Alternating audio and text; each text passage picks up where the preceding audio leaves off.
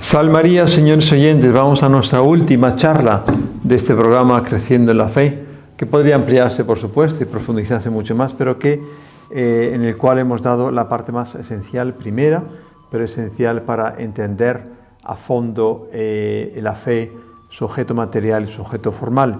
Estábamos viendo en la última charla la necesidad de la fe para salvarnos.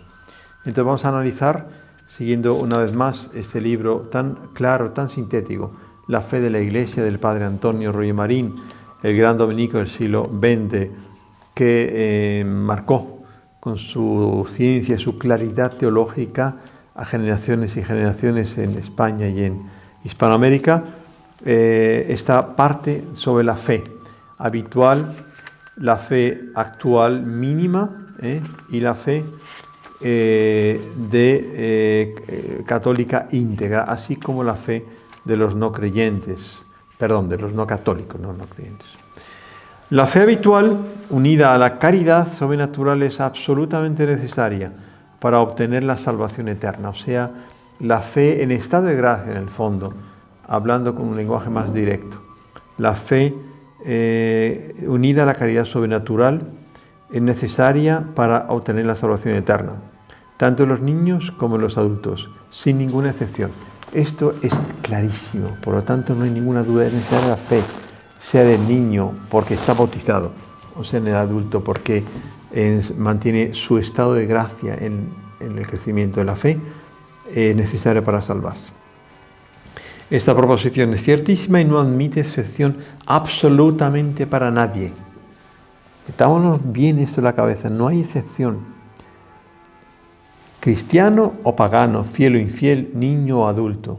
Para ponerla fuera de toda duda, basta con la mera explicación de sus términos. La fe habitual, o sea, el hábito sobrenatural infundido por Dios en el bautismo o en la justificación del pecador por la confesión.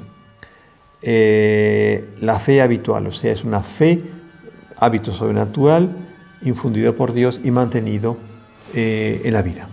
Dicho hábito puede poseerse incluso de una manera inconsciente, porque por el niño que no tiene uso de razón, o el bautizado demente que no se da cuenta, no es responsable, pero tiene fe porque le fue infundida en el bautismo. El bautismo es fundamental.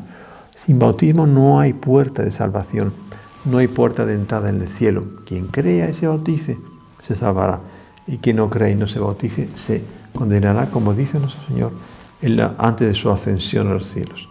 Unida a la caridad sobrenatural, porque no bastaría la fe muerta o informe, puesto que dicha fe informe es la que poseen los creyentes que están en pecado mortal, o sea, desprovisto de la gracia santificante y de la caridad sobrenatural. Por tanto, tiene que estar unida a la caridad para poder salvarse la persona. Es absolutamente necesaria para obtener la salvación eterna, tanto en los niños como en los adultos, sin ninguna excepción, porque sin la gracia santificante, de cualquier forma que se la posee, bautismo o sin él, es absolutamente imposible la salvación eterna. Es absolutamente imposible la salvación eterna. Y la gracia santificante va siempre inseparablemente unida a la fe, la esperanza y a la caridad habitual. En resumen, sin la gracia santificante, señores, cómo es importante vivir en estado de gracia, cómo es importante, si tengo la desgracia de perderla, ir a la confesión rápido, nunca dormir en estado de pecado. ¿Por qué? Porque si no tengo la gracia, no tengo la amistad con Dios, no tengo el vínculo con Dios, y yo puedo morir y voy al infierno si muero en estado de pecado. En resumen, sin la gracia santificante nadie se puede salvar, nadie. Y como la gracia va inseparablemente unida a la fe, esperanza y caridad habituales, sin el hábito de estas tres virtudes infusas, es imposible salvarse. La fe actual mínima para obtener la vida eterna, además de la fe habitual unida a la caridad, es necesario a todos los hombres adultos con uso de razón creer expresamente que Dios existe, que es remunerador, o sea, que premia al bueno y castiga a los malos. Esa es la fe mínima. Que Dios existe, que premia y que castiga. O sea, que Dios es justo. Qué bonito, ¿eh? Esa es la fe mínima. Esta conclusión es también ciertísima y consta expresamente en la divina revelación y en el magisterio oficial de la Iglesia. Para obtener la vida eterna, o sea, para alcanzar la salvación, además de fe habitual, unida a la caridad, es necesario que todos los hombres adultos con uso de razón la tengan, porque a los niños antes del uso de razón o a los adultos desprovistos de la razón, dementes, les basta la fe habitual con la caridad, o sea, el simple estado de gracia que ellos tienen, porque no son capaces de perderlo, porque no son conscientes. Adquiridos por el bautismo, ignorado por ellos, ellos mismos, Dios no les pide imposibles, por lo tanto, mantiene esa fe que fue infundida en el bautismo. Creer expresamente, o sea, dándose cuenta de lo que creen, aunque con mayor o menor claridad según el grado. Dios tiene muy en cuenta las diferencias grandes que existen en la formación, en la información, en la captación, en las circunstancias personales. Eso, tranquilos, que Dios sabe cuáles son las carencias, las lagunas y las atenuantes, también los agravantes. Que Dios existe y que es remunerador, o sea, premiador de los buenos y castigador de los malos. Es el mínimo. Más que esto ya no hay fe. Menos que esto, perdón. Mínimo de fe indispensable para la Iglesia, como nos dice expresamente San Pablo. Sin la fe es imposible agradar a Dios. Es imposible agradar a Dios. Y es preciso que quien se acerque a Él crea que existe y que es remunerador de los que le buscan. La razón por la que se exige como mínimo para salvarse la fe explícita en estas dos verdades fundamentales es porque en ellas, esas dos verdades fundamentales, se contienen implícitamente y como que en germen todas las demás, porque en la existencia de Dios se incluyen todas sus perfecciones y atributos, y en su condición de remunerador se contiene todo el orden de su providencia de Dios, el cuidado amoroso con que Dios vigila todo y auxilia todo. Adviértase bien que esta fe en la existencia y remuneración de Dios ha de ser sobrenatural. No basta la simple deducción filosófica, como ya hemos visto en las charlas anteriores. Entonces, el doctor angélico, Santo Tomás de Aquino, afirma esta frase al respecto de este tema.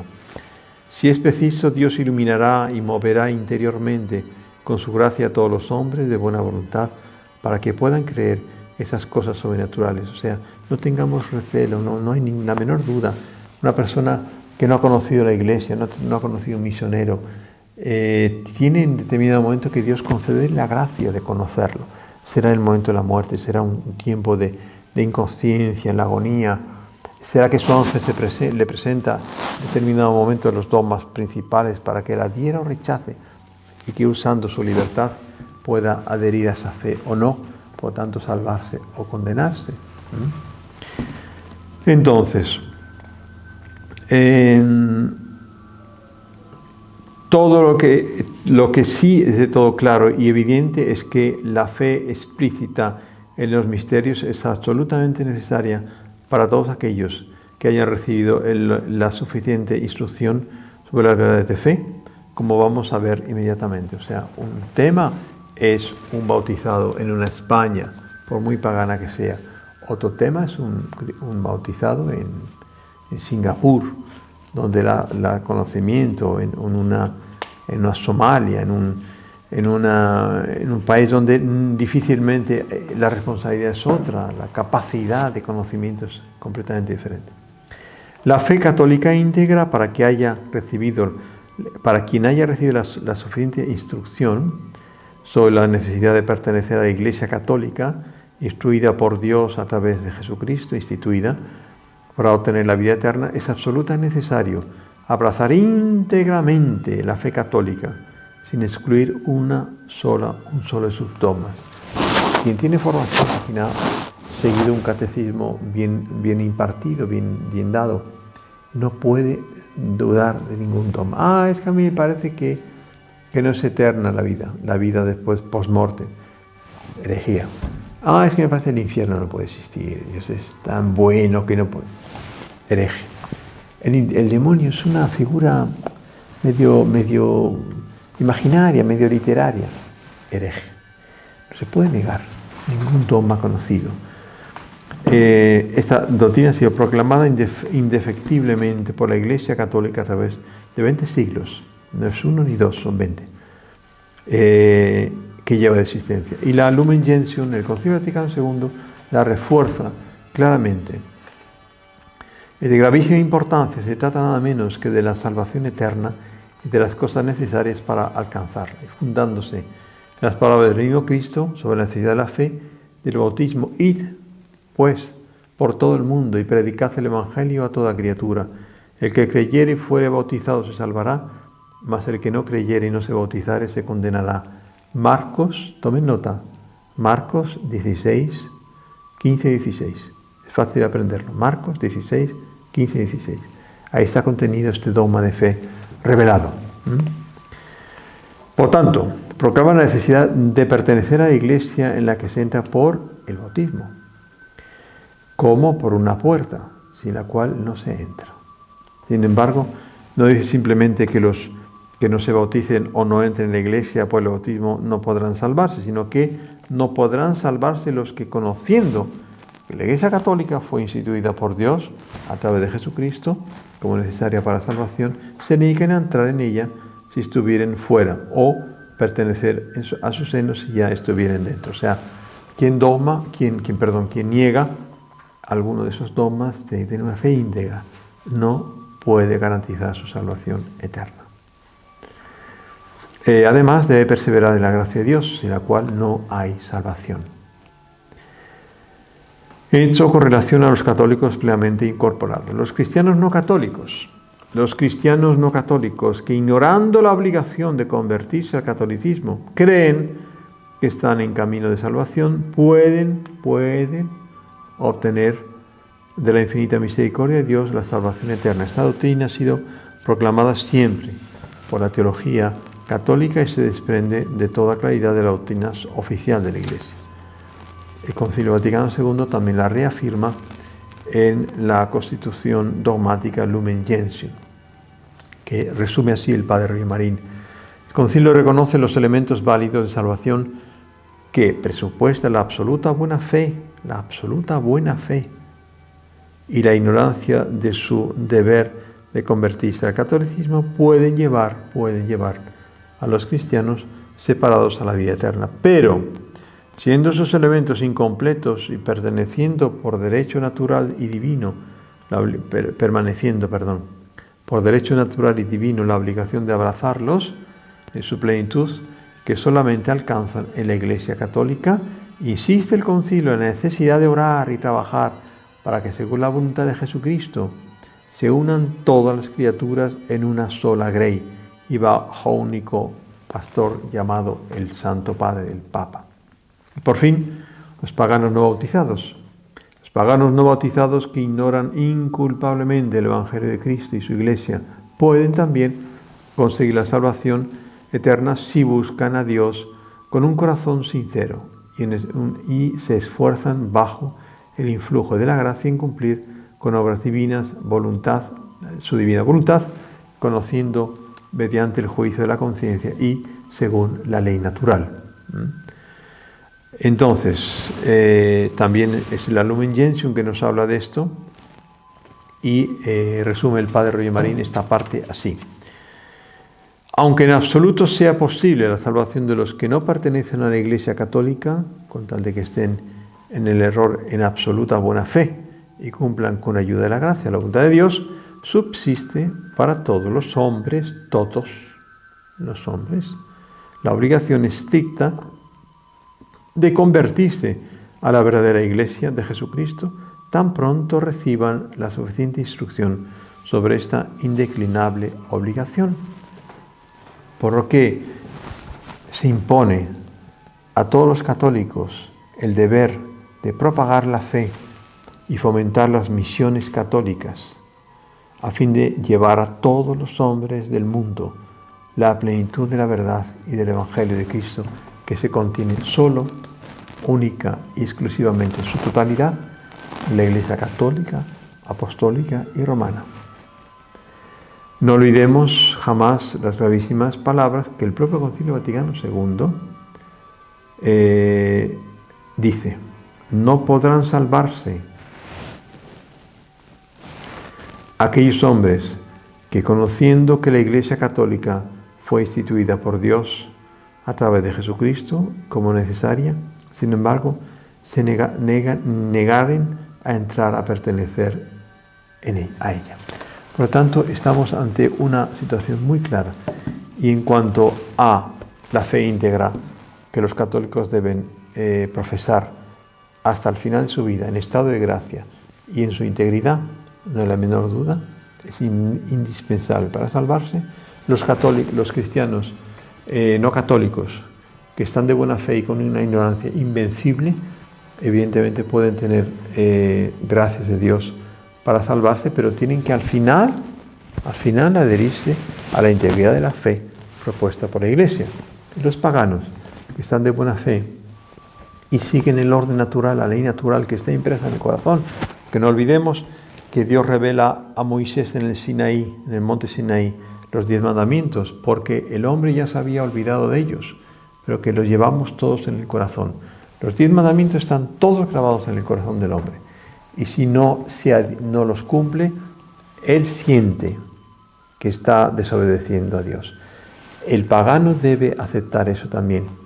En todo caso, y en cualquier hipótesis, el recurso a la misericordia de Dios siempre está ahí. Dios no va a ser más misericordioso que nosotros. Si nosotros tenemos compasión, tenemos, como decía el Evangelio estos días atrás, si vosotros que sois malos no dais a vuestro hijo una serpiente cuando pide agua o no le dais veneno, en fin, ¿cuánto más vuestro Padre hará caso, obtendrá y os dará aquellas gracias que le pedís? Es un propósito que debemos formular todos nosotros y determinarnos en el final de estas charlas. La fe debe crecer cada día. Yo debo pedir a la Santísima Virgen que me tenga en su Hijo Jesucristo un aumento diario en la fe.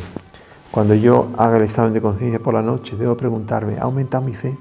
Igual que debo preguntarme si ha aumentado mi amor de Dios o mi esperanza en la vida eterna y la certeza de las propuestas que la Iglesia me muestra sobre lo que será el más allá. Pero eso que debe ser un compromiso personal, debo transmitirlo, porque el católico no se queda en su catolicismo, en su casa encerrado. El católico es misionero. Y en eso España ha dado tan buen ejemplo en el pasado de misionar, de evangelizar, de transmitir al mundo esta fe que nos ha sido regalada misericordiosa y gratuitamente por Dios, pero que nos obliga al mismo tiempo, dándonos cuenta del valor que tiene, a transmitir a los demás. Pero para eso debo suscribirme al canal de los Heraldos.